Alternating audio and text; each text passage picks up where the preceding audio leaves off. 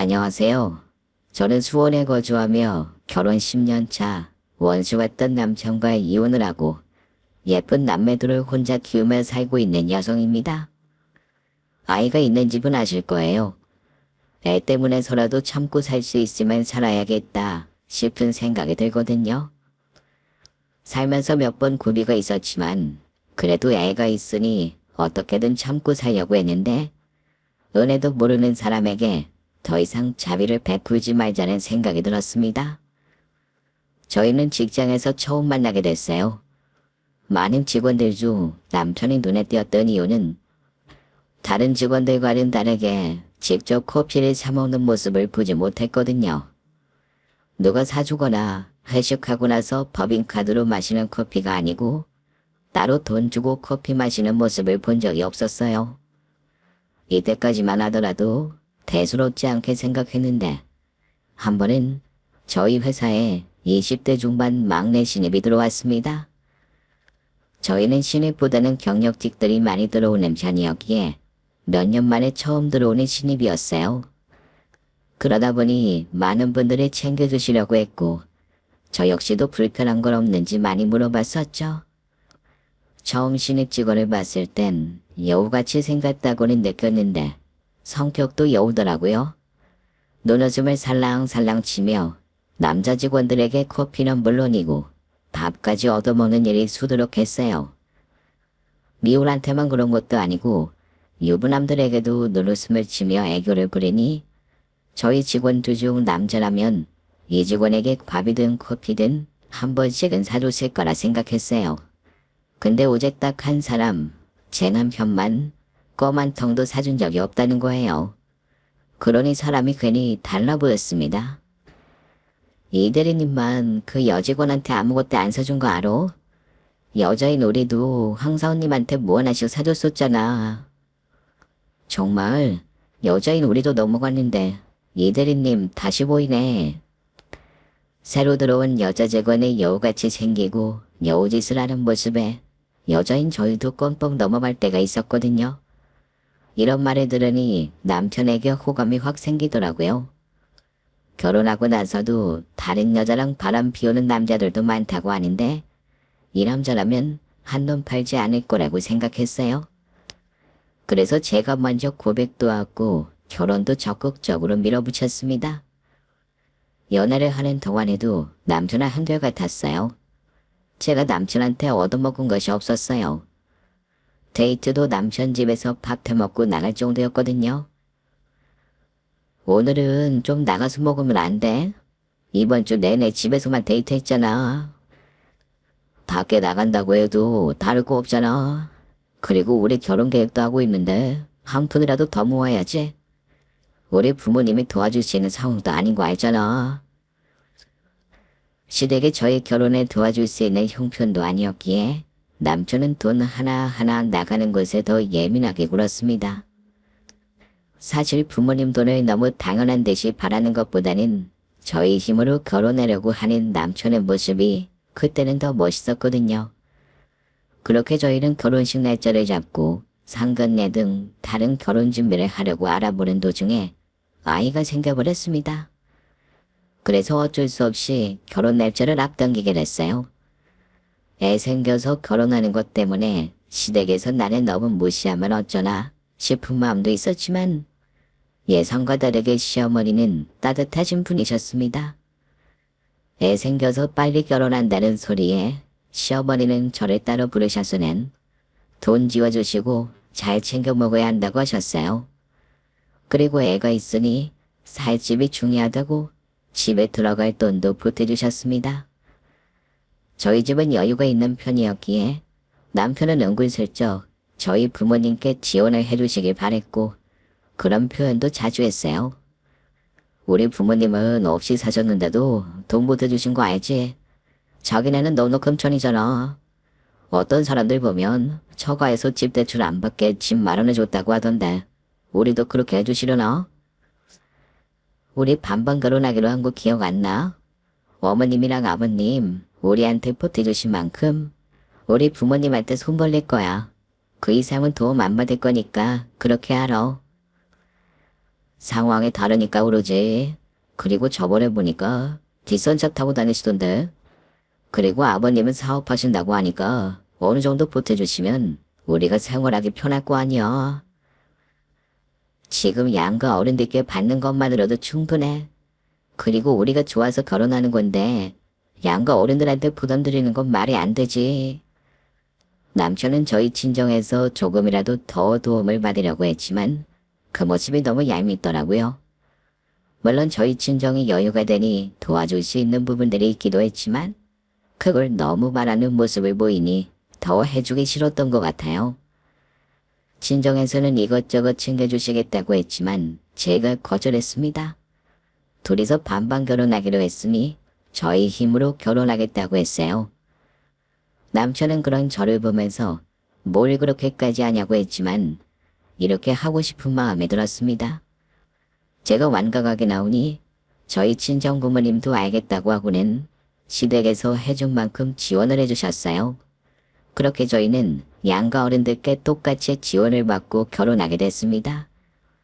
이렇게 결혼하고 나서부터는 남편의 친정의 돈을 안 쓰려고 하는 모습을 보이기 시작했어요. 처음에는 내 기분 탓인가 했거든요. 근데 보면 볼수록 이상하다고 느꼈던 것 같아요. 가끔은 저희가 어른들께 밥을 대접할 때도 있을 수 있잖아요. 근데 밖에서 밥을 먹으려고 하면 남편이 무슨 밖에서 먹냐고 집에서 먹자고 했었고 친정에 갈 때마다 지갑을 갖고 가지 않았습니다. 그리고 어쩌다 제가 지갑을 꺼내면 얼마나 눈치를 줬는지 몰라요.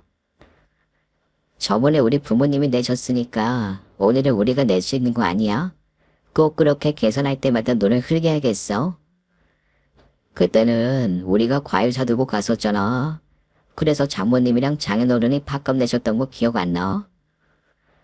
꼭 그렇게 계산적으로 행동해야겠어. 우리가 좀 더 내는 날도 있는 거지. 양가 어린들께 똑같이 도움받았던 거 기억 안 나? 솔직히 장모님이랑 장인어른 만나는 횟수도 너무 많은 것 같아서 내가 한 소리 하려고 했는데 마침 잘 됐다. 난 저가댁에 우리 결혼할 때 받은 만큼 했으니까 더 안 할 거고 우리 부모님은 챙길 거니까 그렇게 알아. 그래, 차라리 따로 다니자고. 나도 당신 눈치 보면서 우리 부모님 챙기는 것도 이제 짜증나더라. 네 돈 내 돈 이제 따로 관리하던가 해. 네 돈이 뭐가 있다고 따로 관리해? 너 지금 애 키우는 것 때문에 회사에서 돈 받는 것도 없잖아. 당신이 쓰는 돈 다 내가 버는 돈이니까 돈 쓸 때마다 허락받던가 해. 지금 같았으면 그럼 네가 애 키워라 라고 한 소리 했겠지만 그때는 저 스스로도 돈을 못 벌어서 주눅이 들어있던 상태였다 보니 남편 말에 강하게 반박하지 못했어요. 결국 알겠다고 하고 말했습니다. 그러다 한 번은 엄마가 병원 응급실에 가신 일이 있으셨어요. 아빠가 연락이 안 돼서 저에게 연락하셨고 놀란 마음에 서둘러 병원으로 갔습니다. 병원에서는 우선 접수를 해야 진료를 할 수 있다고 하길래 남편을 쳐다보고는 어서 가서 접수하라고 했어요. 내가 가서 접수하라고? 나 급하게 나오느라 지갑 못 챙겨 나왔어. 그리고 내가 보니까 장모님 상태도 괜찮으신 것 같은데 굳이 치료를 받아야 돼? 남편은 자기가 봐서는 괜찮은 것 같은데 굳이 치료를 받아야 되냐? 지금 갖고 있는 돈이 없다. 어쩐다 하면서 돈 내기를 피했고 저는 그런 남편을 무시한 채 제 가방에서 지갑을 찾으려고 뒤적거리며 제가 낼 거라고 얘기했습니다.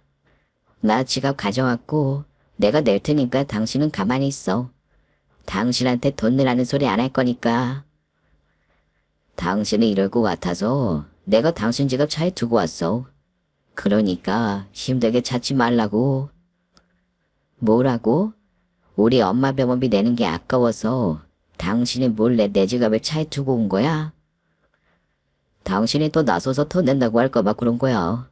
어차피 장모님 몸 안 좋으신 거니 장인어른이 내 돈 가시겠지. 아까 출발하셨다고 하니까 곧 있으면 도착하시겠지. 좀 기다려. 뭘 모르나 본데 요즘에는 핸드폰만 있어도 가져갈 때 돼. 당장 접수를 해야 엄마가 진료를 받든지 치료를 받든지 할 거 아니야. 이런 상황이면 우리가 낼 수 있는 거 아니야. 결국 제가 핸드폰을 이용해서 카드 결제를 했고 그것 때문에 남편과 대판 싸우게 됐어요. 남편은 저 같은 돈은 많은데 왜 매번 우리가 돈을 내야 되냐고 하더라고요. 저희 부모님이 돈을 낼 수 있는 상황인데도 불구하고 안 내는 것이었다면 저도 역시 나서지 않았을 거예요. 근데 저희 엄마는 응급실 침대에 누워있고 아빠도 전화 받아서 병원으로 오고 있는 상황인데 아빠만 기다릴 수 없잖아요. 병원에선 접수를 먼저 해야 진료를 볼 수 있다고 해서 정신없는 와중에 돈 타령하는 남편에게 얼마나 실망을 했는지 몰라요. 다행히 저희 엄마는 크게 아프거나 한 것은 아니었고 잠깐 혈압이 올라서 그러셨던 것이었기에 금방 괜찮아지실 수 있었어요. 그렇게 처치를 하고 집으로 오는 길 내내 이것 때문에 싸우게 됐어요. 그래서 작은 어른이 돈 보내주셨어. 응급실이라 돈도 많이 나왔잖아. 빨리 보내주셨으면 좋겠는데. 오늘 안에는 보내주시겠지? 지금 아빠가 그럴 정신이겠어? 엄마 병원 때문에 정신 없으셔. 허겁지겁 오신 분한테 병원비 이렇게 나왔으니 돈 보내달라고 해. 내가 그 돈 아빠한테 받아낼 테니까 걱정하지 마. 가족이라 하더라도 계산은 철저하게 해야 되는 거야. 우리보다 돈도 많으신데 설마 우리 돈을 안 주시는 건 아니겠지? 내가 어떻게든 받아낼게. 그럼 되는 거지? 그만 좀 돈돈거려. 난 엄마 응급실 가졌다는 얘기에 아직도 심장이 벌렁거리는데 당신은 그러고 싶어? 남편의 이런 행동 때문에 갈라져야 하나 싶은 생각이 들기도 했었어요. 이때가 아마 제일 큰 얘기였던 것 같아요. 근데 남편이 딱 하나 아무 계산하지 않고 어떠한 것도 아끼지 않는 대상이 있었습니다. 바로 아이들이었죠. 애들이 뭘 해달라고 얘기를 하면 어떻게 해서든 해주려고 했었어요. 그래서 아이들 친구의 엄마들이 저에게 와서 아빠가 아이들을 잘 챙겨주니 너무 부럽다고 얘기할 정도였습니다. 아이들 일이라면 주말에도 놀러 나가는 것이 일상이었고 애들이 먹고 싶다고 하면 2시간을 달려서라도 사오는 사람이었어요. 큰애는 딸이라서 아빠를 좋아하기도 했고 둘째도 3살 정도가 되니 아빠 소리를 입에 달고 살기 시작했습니다. 이런 애들한테서 아빠 없이 자라게 하고 싶진 않았어요. 어떤 분들은 이런 저의 모습을 보며 미련하다고 할 수도 있을 것 같아요. 근데 남편을 보며 나도 어렸을 때 저렇게 챙김을 받았더라면 어땠을까 싶은 마음도 들었습니다. 사실 제 어린 시절에는 아빠에 대한 기억이 없거든요. 사업을 하셨기에 하루하루 바쁘게 사셨거든요. 물론 집에 돈을 많이 가져다 주셨고 그것 때문에 여유가 있었다는 말은 들었지만 집에 계시는 날이 거의 없으셨어요. 그래서 저는 모든 집은 다들 저희같이 빈자리가 하나씩은 있을 거라고 생각했습니다. 제가 더 어렸을 때는 아빠를 보고 누구세요? 라고 한 적도 있었다 들었어요. 다른 가족분들은 아이의 귀여운 행동이라고 생각해서 명절 때마다 얘기를 했었지만 저에게는 슬픈 기억 중 하나였습니다. 남편 본인이 돈을 많이 벌지 못했기에 돈돈거리는 것 같아 보여서 어느 정도 이해가 되기도 했었어요. 누군가는 그냥 투잡을 뛰게 하든 해서 돈을 벌어오게 하는 게 낫지 않겠냐 했지만 자식들한테만큼은 좋은 아빠였고 저녁에도 약속 하나 잡지 않고 아이들을 챙기려고 했거든요. 다른 아이들은 엄마 껌딱지라고 하는데 저희는 둘 다 아빠 껌딱지였습니다. 잘 때가 되면 셋이서 모였고 제가 아이들 방에 가서 잠을 청하곤 했어요. 그렇게 이혼 위기를 넘겼는데 남편이 저 몰래 사업을 시작했고 그걸 저에게 들키고 말았습니다. 당신이 무슨 사업해본 적이 있다고 사업이야. 당장 그만두고 다시 회사 들어가던가 해. 들어가는 돈은 계속 많아지고 왜 머리로 계속 힘들게 살고 싶어 그래? 하루라도 젊을 때 사업을 하든 뭐든 해야 될 거 아니야. 그러면 나한테 말이라도 하던가. 당신 몰래 하면 내가 모를 줄 알았어? 그러다 안 되면 어떡하려고. 내가 다 방법을 생각해 놨으니까 당신은 걱정하지 마. 내가 내 자식들 굶길 것 같아. 남편이 혼자 돈 벌어오는 것 때문에 힘들어하는 건 알고 있었어요. 그래서 둘째가 이제 어린이집에 들어갔기에 적응하고 나면 저도 마트 일이라도 하면서 돈을 벌어올 생각을 하고 있었거든요. 근데 남편은 저에게 말도 안 하고 덜컥 사업을 시작해버렸고, 그때 저 몰래 친정 아버지에게 가서 사업하고 싶은데 도와달라고 했던 것 같아요. 아무래도 저희 아버지가 사업을 오래 하기도 했고 큰 기업까지는 아니지만 아직도 적지 않은 돈을 받고 계시긴 하거든요. 가끔씩 남편이 자기 장인어른처럼 일 안 하고 돈 받으면서 편하게 살고 싶다고 얘기했었지만 그냥 하는 말인 줄 알았어요. 근데 남편은 그때부터 사업을 할 생각을 하고 있었던 것 같아요. 하루는 저희 친정아버지가 저와 남편을 불렀습니다. 사업할 때 제일 중요한 게 초기 자본인 거야. 그리고 이제 한 집안의 가장이니 정신 차리고 해야 되는 거야. 이거 밖에. 아빠, 무슨 3억이나 줘요. 괜찮아요. 그리고 이 사람 다시 회사 들여보낼 거니까 신경 쓰지 마세요. 사업하기로 마음먹었으면 사업해야지. 대신 이 돈은 주는 조건이 있다. 저희 친정아버지 말에 남편은 뭐든지 들어드리겠다고 했죠. 우리 딸이랑 같이 사업해. 돌재도 이제 어린이집 갈 나이가 됐으니까 둘이서 같이 사업해. 내가 무슨 사업을 해봤다고 사업을 해. 처음부터 해보고 시작하는 사람이 어딨어. 이렇게 배우는 거지. 그리고 부부가 같이 일하면 의지도 되고 좋아 보이더라고. 나는 젊었을 때 너희가 있어서 그냥 나 혼자 일을 했었는데 돌아보니 같이 하면 좋았겠다는 후회가 남더라고. 그러니 너희는 처음부터 같이 일 배우고 시작해. 같이 하는 조건이어야지만 3억 보태줄 거다. 아빠의 말에 남편을 알겠다고 그렇게 하겠다고 고개를 세차게 흔들었고 저희 아버지는 그 자리에서 3억을 보내주셨습니다. 물론 저도 아이를 맡기고 일을 시작할 생각을 하고 있긴 했지만 이렇게 갑자기 일을 하게 될 거라고는 예상하지 못했어요. 조금 얼떨떨했지만 다들 이렇게 시작하는 것이겠지 싶은 마음에 남편과 같이 사업을 일궜습니다. 종종 저희 친정어머니가 애들을 봐주시기도 하고 시부모님이 저희 집에 오셔서 아이들을 봐주실 때도 있으셨어요. 제가 여자라 당연히 사무실 안에서 회계 일을 하게 될 거라 생각했는데 저희는 정반대였습니다. 남편이 저보다 꼼꼼하기도 했고 돈에 밝은 사람이다 보니 제가 영업을 했고 남편의 회사 안에서 돈 관리를 하기 시작했습니다. 처음에는 많이 힘들었는데 익숙해지니 재밌을 때도 있었어요. 저는 영업을 다니다 보니 이곳저곳 이동할 때가 많았는데 하루는 오후 늦게 약속이 있어 오랜만에 집에서 늦잠을 잤습니다.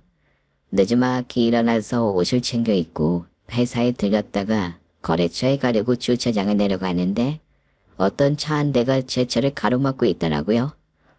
속으로 시간이 몇 시인데 아직까지 가주차를 안 빼고 있나 싶었죠. 구시렁거리며 차 앞에 갔는데 밀리지가 않길래 운전석 창문으로 안에 살펴봤습니다.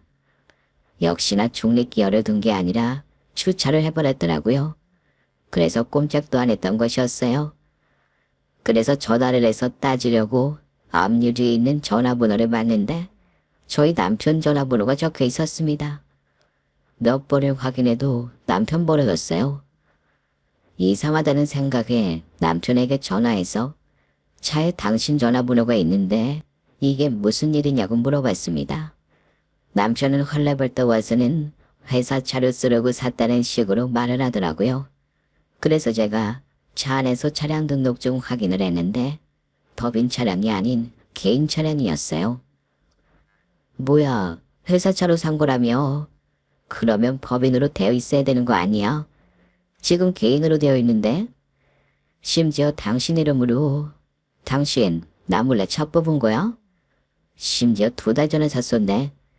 돈이 있으면 우리 아빠한테 먼저 갚아야 되는 거 아니야. 장인어른한테 무슨 돈을 갚아. 그리고 이거 내가 산 거 아니야. 우리 아빠한테 3억 받았잖아. 그거 다시 드려야 될 거 아니야. 그 돈 그냥 줬다고 생각하는 건 아니지. 아빠가 갚지 말라고 말씀하신 것도 아니었고 그때 당신이 갚는다고 말까지 했었잖아. 그리고 당신이 산 게 아니면 누가 당신한테 이 비싼 차를 사준 건데. 아, 누가 안 쓴다고 해서 내가 받은 거야. 그리고 그냥 차량 등록비용만 좀 낸 거고. 당신 나 몰라? 내가 이렇게 비싼 차를 내 돈 주고 살 것 같아? 됐고, 회사 장부 가져와. 내가 확인해 봐야겠으니까. 요즘에는 8천만 원 이상의 법인차에는 연두색 번호판이 붙게 되어 있더라고요. 근데 저희 때만 해도 그런 게 없었죠. 그래서 법인차였지만 티가 안 났기에 개인 용도로 쓰는 사람들이 많이 있었잖아요. 혹시나 남편이 법인 차량인 것처럼 사놓고 개인차로 쓰고 있는 건 아닌가 싶은 생각이 들었죠. 그래서 남편에게 회계장부를 보겠다고 얘기했고 꼼꼼히 살펴봤습니다. 근데 100원 하나 틀리지 않더라고요. 남편은 제가 당황했다고 느꼈는지 의기양양하게 큰 소리 쳤습니다. 거봐, 내가 말했지. 내가 얼마나 꼼꼼한 사람인데. 이래도 내 말 못 믿겠다는 거야. 당신은 어떻게 아내가 돼서 남편이 하는 말에 믿지를 못해. 아니, 말이 안 되니까 그러지. 그럼 이 차는 어떤 돈이 나서 산 건데. 비싸게 주고 산 것도 아니야. 남이 쓰던 거 내가 저렴하게 산 거야. 그러면 그렇다고 말을 하면 되지. 무슨 회사차라고 거짓말을 해. 당신이 이렇게 난리칠 것 같아서 그런 거지. 이제 됐지? 제 눈으로 확인했지만 묘하게 찝찝함이 남아 있었습니다. 근데 남편 말대로 회사 돈으로 산 건 아닌 것 같아 보였어요. 만약 여유가 있다고 보인다면 제가 먼저 아빠 돈에 갚아버릴 생각이었거든요. 생각보다 빠듯하게 적혀있는 회사 장부를 보니 제가 더 열심히 살아야겠다 다짐하게 됐죠. 이날 이후부터는 묘하게 남편 의심이 되더라고요.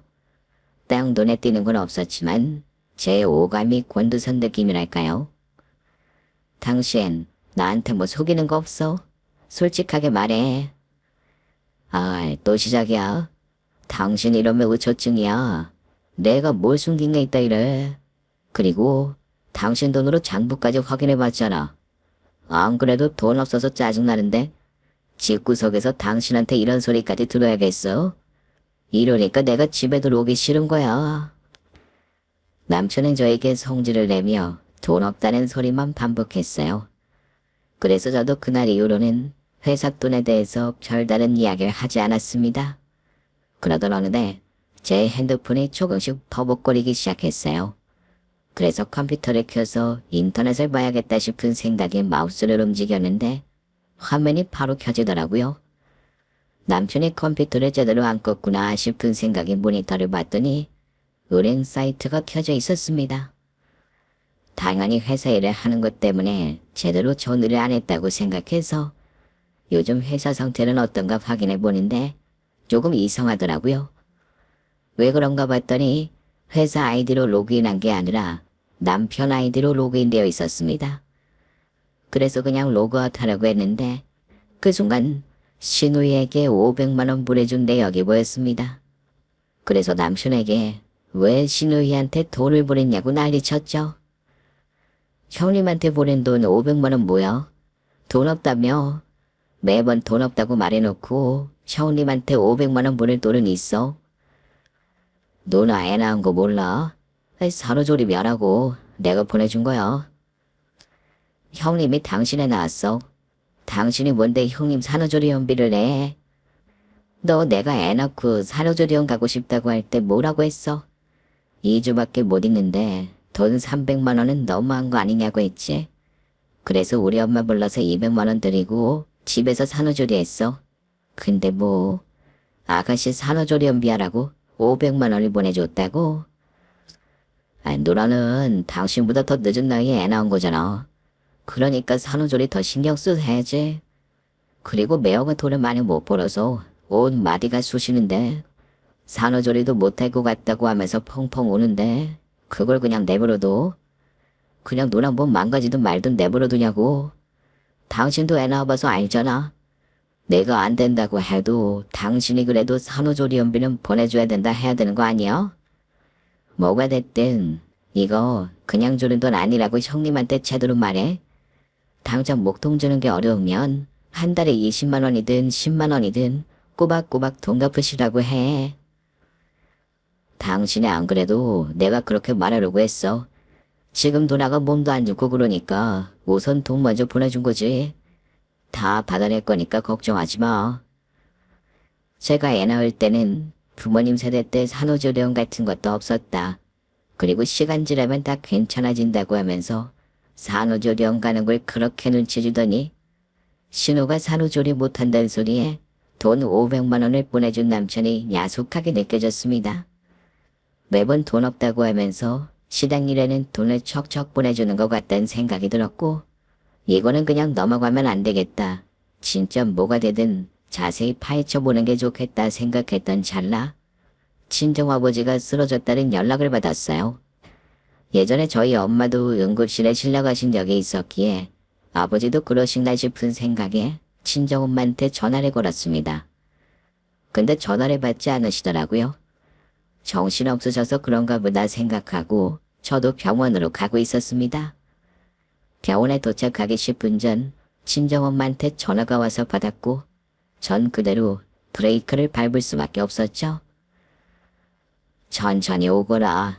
너희 아버지 먼저 가셨다. 뭐가 그렇게 급하셔서는. 뭐? 나 지금 병원에 가고 있는데 그게 무슨 말이야? 갑자기 심근경색이 왔는데 처치가 너무 늦었다고 하더라고. 어떻게든 살려보려고 했는데. 친정엄마는 말도 제대로 못 끝맺고 울고만 계셨습니다. 저라도 정신을 바짝 차려야겠다는 생각에 알겠다고 하며 병원으로 향했어요. 오는 길에 사고가 안 난 게 정말 천만다행이었습니다. 손은 벌벌 떨리지 너네 손은 하염없이 눈물이 흐르지 어떻게 운전을 했나 싶어요. 그렇게 병원에 가서 아버지 상태를 봤는데 너무 평안하게 누워 계셨습니다. 저희 아버지가 심장이 약하신 편이었기에 운동도 꾸준히 하고 심장에 좋다는 음식이나 영양제 같은 것들을 잘 챙겨 드셨어요. 그래서 매번 아버지한테 아빠만 챙겨 드시지 말고 엄마도 챙겨주라고 잔소리까지 했었거든요. 근데 오늘 아침에 아빠가 계속 가슴 쪽이 아픈 것 같다고 말씀하셨고 저희 엄마는 그러다 말겠지 생각하셨던 것 같아요. 근데 몇 분 뒤 그대로 쓰러지셨고 놀란 엄마는 바로 병원에 전화를 걸었습니다. 응급차도 일찍 도착했지만 차량이 많은 시간대에 걸려 그런지 병원에 늦게 도착하게 된 것이었어요. 저희 아버지를 보자마자 의사분들이 먼 길을 떠나신 것 같다고 말씀하셨지만 저희 엄마는 아니라고 이 양반이 그렇게 쉽게 떠날 양반이 아니라고 하면서 어떻게든 해보라고 하셨던 것 같아요. 그래서 심폐소생도 하고 전기충격도 몇 번 했지만 결국 아버지는 떠나셨죠. 그리고 나서 저에게 전화를 하신 것이었어요. 너무 갑작스럽게 저희 곁을 떠나게 돼서 저희 가족 모두 이 사실을 받아들이기 힘들어했습니다. 그렇게 정신없이 장례를 치르고 집에 와서는 휴대폰을 확인해봤는데 신호가 보낸 문자였어요. 확인해보니 하나는 사진이었고 하나는 글이었습니다. 동생밖에 없네. 역시 빌라가 아무리 좋아도 아파트 발톱도 못 따라온다. 동생 덕분에 이제 우리 애들도 아파트 생활하겠어. 그 말에 저는 남편과 신우이가 대화를 나눈 것들을 위에서부터 천천히 살피기 시작했어요. 우리 아버지 장례식 치르느라 정신없을 때 남편이 자주 자리를 비우긴 했거든요. 저가댁 장례식에서 제일 힘든 사람은 사위잖아요. 그래서 남편이 많이 힘들어 그런가 보다 생각하고 아무 말도 하지 않았는데 남편의 뒤에서는 신우이 지불해주고 있었던 것이었어요. 너무 기가 막혀서 샤워하고 나온 남편에게 핸드폰을 보여주며 따졌습니다. 이게 뭐야? 아파트라니. 당신이 왜 형님네 집을 아파트로 바꿔주면데? 무슨 돈이 있어서? 설마 우리 아버지 드려야 되는 돈을 형님한테 드린 거야? 떠난 사람은 떠난 사람이고 산 사람은 살아야지. 그게 무슨 말이야? 지금 우리 아버지 안 계신다고 돈을 안 갚겠다는 말이야? 갚긴 내가 뭘 갚아. 이제 없는 사람인데. 내가 갚는다고 한들 받아줄 수나 있겠어. 남편은 비웃으며 말하기 시작했고 저는 그 순간에는 이성이 끊어졌습니다. 물론 제가 아버지와 애틋한 관계도 아니었고 둘만 있으면 어색하기도 했었지만 그래도 아버지잖아요. 어떻게 딸 앞에서 돌아가신 아버지가 이제 없는 사람이라고 하면서 돈 얘기만 꺼내는 남편을 보며 얘는 사람이 아니다 짐승이라 생각했고 이런 짐승을 가만히 둬서는 안 되겠다 생각했습니다. 그래서 그 자리에서 가방에 있던 전화기를 꺼냈어요. 저희 아버지가 쓰던 전화기였어요. 그거 싼 점을 왜 다 파헤쳐? 지금 뭐 하는 거야? 네가 말한 대로 우리 아버지 지금 안 계시잖아. 그래서 남편 너도 오늘부로 없어질 준비해.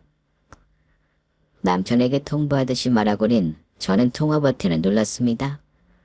수화음이 얼마 안 가서 상대방이 전화를 받았고 저는 그 사람에게 남편이 저보고 아빠는 이 세상에 없는 사람이니 본인이 받은 돈은 못 갚는다 하더라고요. 거래처분들께도 이 사실을 말씀드려야 할 것 같아서요 라고 얘기하고는 전화를 끊어버렸어요. 남편은 어리동절해서는 저를 쳐다보고 있었죠. 매번 회사 안에서 돈만 두들기고 있어서 몰랐겠지만 거래처가 거의 다 저희 아버지 거래처분들이셨거든요. 사실 처음에는 아빠 거래처를 우리에게 주면 어떡하냐고 얘기한 적이 있었어요. 너 부족한 거 없이 키우려고 내가 사업을 시작했지만 매번 마음에 걸리는 것들도 있었어. 돈도 중요하지만 너 크는 거 옆에서 지켜볼 걸 싶은 후회가 크게 남더라. 넌 벌써 다 커서 네 애도 낳고 잘 살지만 이제라도 너희 엄마랑 여행도 가고 가끔은 손주도 보고 싶은 마음이 들더라고. 그동안 아버지 노릇도 제대로 못했는데 네 신랑이랑 잘 배워서 키워봐. 아빠가 도와줄 수 있는 게 뭐가 있겠어. 이런 거라도 해줘야지. 어렸을 때는 바쁜 아버지가 너무 미웠고 커서는 말라가는 아버지를 보며 안타까웠거든요. 매번 아버지에게 다가가고 싶었지만 어떻게 다가가야 하는지 모르겠고 답답하기만 했었는데 저희 아버지 역시 훌쩍 커버린 자녀들을 어떻게 대해야 되는지 막막하셨던 것 같아요. 그때 처음 아버지가 일만 쫓으시는 분이 아니라 우리를 위해서 일을 하신 분이구나. 아버지가 나를 사랑하셨구나 싶은 생각이 들었습니다. 가족이라는데 몇 마디 말로도 몇십 년간의 앙금이 해결되더라고요. 거래처분들 몇몇 분은 제가 아버지 딸인 걸 알고 계셨지만 티내지 않으시고 정말 저랑 거래처 관계로 일을 도와주셨어요. 그랬기에 남편도 눈치채지 못한 것이었죠. 만약 거래처분들이 누구 딸이라며 하며 친근하게 저를 대해주셨다면 남편이 이렇게까지 본인의 패를 까지 않았을 거예요. 제가 없어지면 아버지 거래처들이 없어질 거란 걸 알았을 테니까요. 어리둥절해하는 남편에게 비웃으며 한마디 했습니다. 우리 회사 거래처 네가 운영한 자리에서 사람들이 남아있는 줄 알았어? 다 우리 아빠 거래처야. 우리 아빠가 나 어릴 때 못 친 거 중에 미안하다고 하면서 물려줄 게 이거밖에 없다고 나한테 아빠 거래처분들 소개해준 거라고. 그 역시 저는 아이들과 장례식을 치르며 쌓였던 짐을 풀지도 않고 다시 챙겨가지고 집을 나와버렸습니다. 남편은 상황 파악이 됐는지 신발도 제대로 못 신은 채 헐레벌떡 뛰어나오더라고요. 소리를 지르며 멈추라고 했지만 전 택시 타고는 친정으로 가버렸습니다. 그리고 부모님께 남편이랑 이혼하겠다고 얘기했어요. 영문도 모른 채 제가 애 둘을 데리고 와서 이혼한다고 하니 무슨 일이냐고 하셨고 저는 여태까지 남편이 저에게 한 말에 대해서 말씀드렸습니다. 제 말이 끝나기 무섭게 친정어머니는 얼굴이 붉게 달아오르셔서는 가만히 안 두겠다고 하셨어요. 근데 그 순간 시어머니가 저희 친정집으로 오셨습니다. 시부모님에 대한 나쁜 감정이 있었던 것은 아니지만 그래도 남편 부모님이니 안 좋게 보이긴 했었어요. 저희 친정어머니는 저를 밀치고 현관으로 나가셨습니다. 시어머니는 저희를 보자마자 사과를 하시며 통장 한 개를 내미셨어요. 죄송합니다. 제가 입이 10개라도 할 말이 없어요. 제가 자식 교육을 잘못 시킨 것 같습니다. 이거라도 제발 받아주세요. 속상한 마음을 달래드릴 수는 없겠지만 이걸 제가 갖고 있을 수는 없을 것 같았어요. 저희 친정엄마는 정중하게 사과하는 시어머니가 건넨 통장을 열어보셨어요. 안에는 몇백만 원부터 몇천만 원까지 입금이 되어 있었습니다. 근데 모두 다 남편 이름으로 보내져 있었죠. 처음에는 아들이 용돈하라고 하면서 보내주길래 고맙다고 생각했어요. 근데 얼마나 힘들게 버는지 알기에 아껴놓고 있었죠. 근데 사돈어른이 돌아가시고 나서 갑자기 제 통장에 억 달이 돈이 들어왔고 아들이 전화 와서는 괜찮다 하는데 덜컥 겁이 나더라고요. 이거 돌려드릴 테니 저희 아들 한 번만 용서해 주세요, 사돈. 시어머니의 말이 듣는데 사람이 이럴 수 있나 싶었습니다. 물론 세상 사는데 돈이 중요하고 많으면 많을수록 좋은 건 누가 모르겠습니까? 근데 그것만 있다고 해서 되는 건 아니잖아요. 그래서 시어머니는 여태까지 남편에게 받은 돈에 저희에게 돌려주신 것이었어요. 통장을 건네받아 보는데 3억이 넘는 돈이 들어가 있었습니다. 남편은 돈이 없던 게 아니라 다 몰래 빼놓고 있었던 것이었어요. 시어머니한테도 이만큼 챙겨줬으니 신우이한테는 얼마나 좋겠어요. 그러니 신우가 신나서 동생밖에 없다는 문자를 보냈겠죠. 사실 저희 친정아버지 장례식을 할 때 시어머니가 찾아오지 않으셨어요. 이상하다 싶은 생각이 들었는데 제 죄감 때문에 못 오신 것 같았습니다. 그래서 저는 그 즉시 남편을 횡령으로 고발해버리고 이혼소장까지 날려버렸습니다. 제가 이렇게까지 했으니 저에게 와서 낙작업들을 빌 줄 알았어요. 근데 횡령한 사람의 태도는 다르더라고요. 당신이 영업만 해서 모르나 본데 원래 회사들은 다 이렇게 해. 그리고 나는 뭐 가만히 있을 것 같아? 네가 뭘 할 수 있는데? 내가 회사 돈을 가져가기랬어. 아님 너처럼 몰래 우리 친정에 돈을 가져다 주기랬어.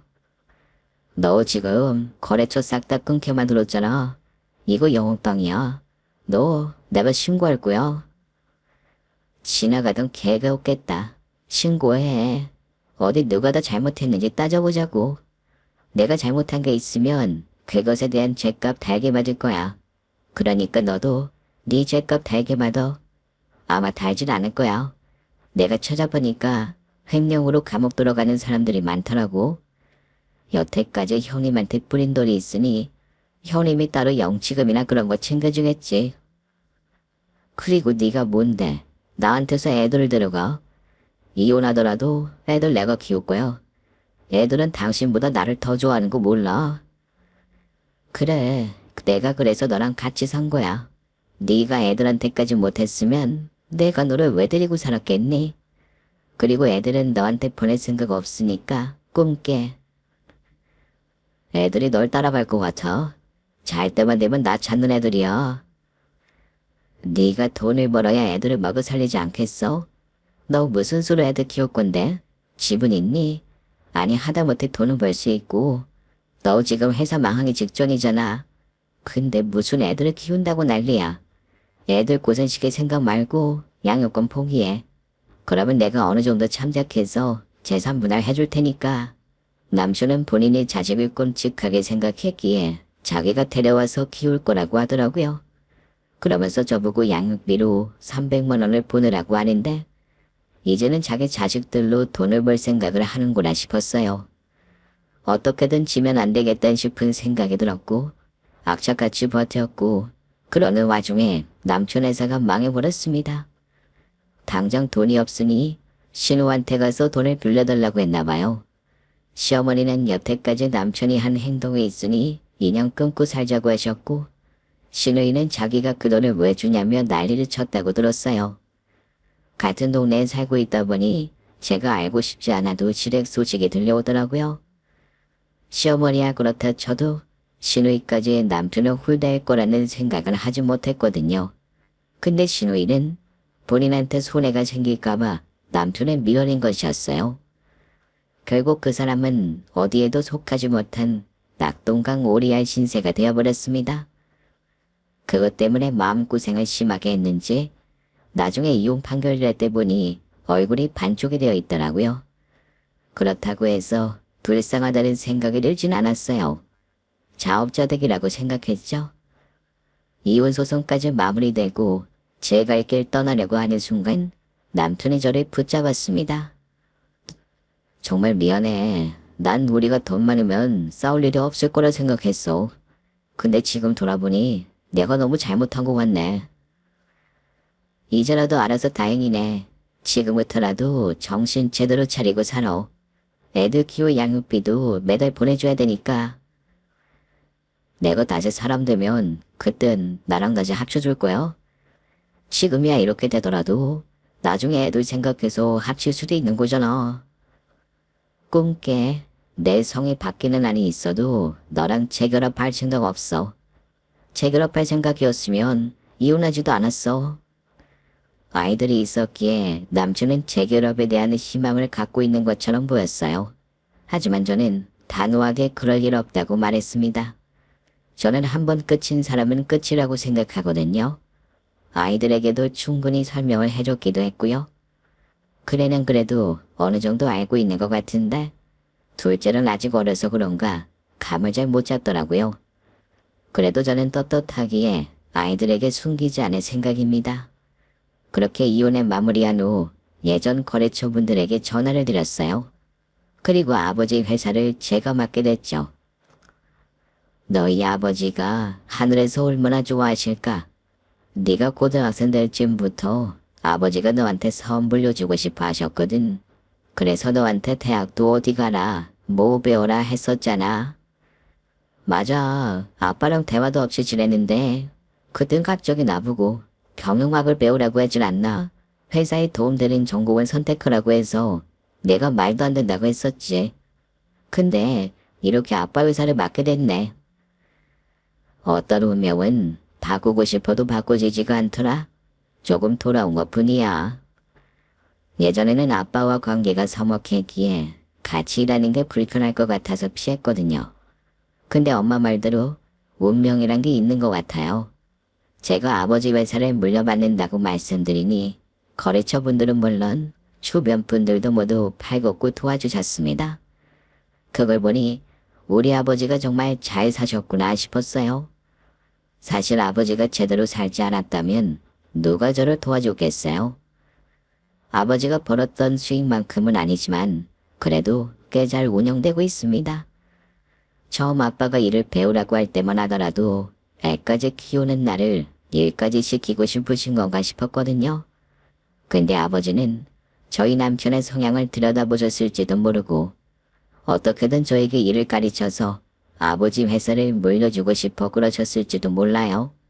근데 어쩐들 이제 아버지 생각을 물어볼 순 없겠죠. 그냥 그렇지 않을까 싶은 생각이 들더라고요. 이렇게 일을 배운 덕에 저희 엄마는 물론이고 저희 애들도 부족함 없이 지내고 있어요. 가끔씩 엄마랑 같이 아버지 장지에 가곤 합니다. 부모님이 돌아가시면 후회만 남는다고 하는 말을 아버지를 보내고 느끼게 됐어요. 내가 먼저 다가갈 걸, 뭐라도 하나 더 챙겨드릴 걸 이라는 후회가 제일 많이 남는 것 같아요. 저희 엄마는 그런 저를 보면서 그래도 네가 아버지 말 걸면 싫은 티 하나 안 내고 대화해주는 것만으로도 아버지는 행복하셨다고 얘기해주더라고요. 제가 딸인데도 불구하고 애교가 있는 편도 아니었거든요. 그냥 모든 게 다 후회되는 것 같아요. 그래서 요즘에는 어떻게든 가족과 시간을 보내려고 애쓰고 있습니다. 저녁은 물론이고 주말에도 최대한 일을 하지 않고 가족들과 함께 하려고 하고 있어요. 근데 막상 일을 해보니 아빠가 왜 그렇게 늦게 들어오셨는지 주말에는 기절할 듯 잠만 주무셨는지 이해가 되더라고요. 가끔은 맥주 한잔하며 아빠 생각에 잠기곤 합니다. 만약 다음 생이 있다면 그때는 살가운 딸이 되어드리고 싶더라고요. 제 사연은 여기까지입니다. 종종 사연 유튜브를 통해 다른 분들의 사연을 듣는데 연령층이 정말 다양하더라고요. 어떤 분은 저처럼 아버지를 먼저 보내셨을지도 모르지만 만약 아버지가 곁에 살아계신다면 한 번이라도 더 연락하시고 한 번이라도 더 얼굴 뵈러 가셨으면 좋겠어요. 지나고 보면 다 후회뿐이더라고요. 그럼 이만 제 사연을 마무리하도록 하겠습니다. 감사합니다. 오늘도 저희 채널에 와주셔서 감사드립니다. 더 좋은 이야기로 찾아뵙겠습니다. 지금까지 작은 별 라디오였습니다.